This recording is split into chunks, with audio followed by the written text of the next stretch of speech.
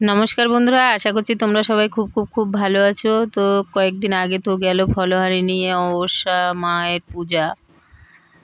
এই যে মায়ের পূজার জন্য নিলাম একটু পদ্ম আর একটু জবা।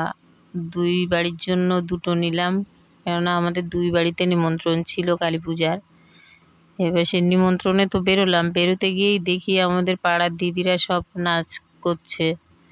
আমাকে বলল যে এই আয় তুই, না হলে নাচ টাচ হয় না। আমি তো নাচতে পারিই না, তবুও আমাকে না হলে নাকি ওদের আনন্দ হয় না, নাচ হয় না। তারপরে আমরা আবার এই যে একটু নাচানাচি করলাম, না করলেও হয় না, পাড়ার দিদিদের ব্যাপার।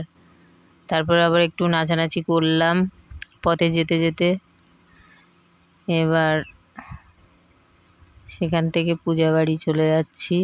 এই যেতে যেতে পথে এত সুন্দর দৃশ্য, কিন্তু এখানে লাইটটা ভালো না, তো ওই জন্য দৃশ্যটা তোমরা আর ভালো করে দেখতে পাচ্ছ না। তবু যতটুকু দেখো কত সুন্দর লাগছে। দুই সাইডে বন জঙ্গলে ভরা, তারপরে ফ্ল্যাটের আলোগুলো এসে পড়ছে, খুব সুন্দর একটা দৃশ্য। আমি বললাম এইখানে একটু ভিডিও করা যাক। তারপরে পৌঁছে গেলাম আমাদের হিরু ভাইয়ের বাড়ি। হিরু ভাইয়ের বাড়ি পূজাতে নিমন্ত্রণ ছিল। এই যে নিমন্ত্রণে গেলাম, গিয়ে মায়ের দর্শন করলাম।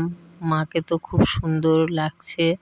আর তখন বিশেষ ভালো করে সাজানো হয়নি বা পূজার গোছগাছও হয়নি, রাত 9:30 বেজে গেছে তখন। তো আমরা দেখলাম যে অনেক রাত হয়ে যাচ্ছে, সেই জন্য গেলাম।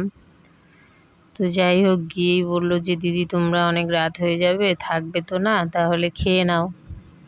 তো এই যে আমাদের ভাইয়েরা সব দিচ্ছে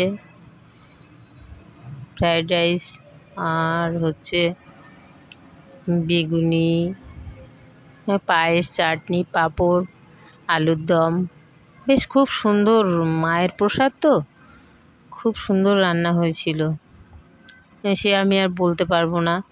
আমি এমনি তেলে ভাজা বা ঘিয়ে ভাজা তেমন একটা খাই না, তবুও যা প্রসাদ দিয়েছিল সবই খেয়ে নিয়েছি।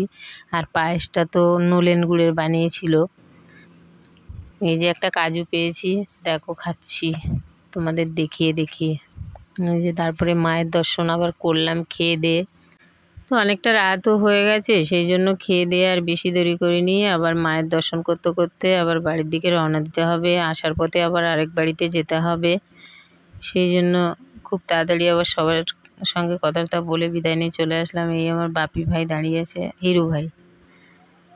তো ওদের বাড়ির থেকে এই যে চলে আসার পালা। কিন্তু এই জায়গাটা এত সুন্দর, খুব সুন্দর দৃশ্য। এই যে এই পুচকে দুজন আবার ঢাক বাজাচ্ছে,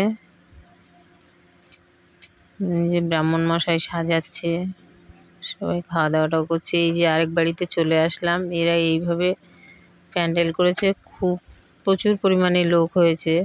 এরা করেছে খিচুড়ি, লাবড়া, পায়েস, মিষ্টি, আলুর দম, এরাও অনেক কিছু করেছিল। তো যাই হোক, আর খেতে পারিনি। তো এই যে মাকে দেখো কত সুন্দর দেখতে। তো এই যে এখানেও সাজানো গোছানো হচ্ছে, এদের বাৎসরিক পূজা। তো যাই হোক, আমার আজকের ব্লগটা এই পর্যন্তই। ভালো লাগলে একটা লাইক করে দিও বন্ধুরা। টাটা।